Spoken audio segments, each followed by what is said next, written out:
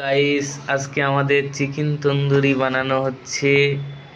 আপনারা সবাই এটা দেখেন এবং আমাদের এই রেসিপি দেখে আপনারাও বানানোর চেষ্টা করেন এবং আমাদের वीडियोटी सब्सक्राइब लगाने के बाद ऐसे तेल में अच्छे से इसको फ्राई कर लेने का और फिर बाद में जाके इसको फाइनली আমাদের সেই চিকেন তন্দুরি কাবাব।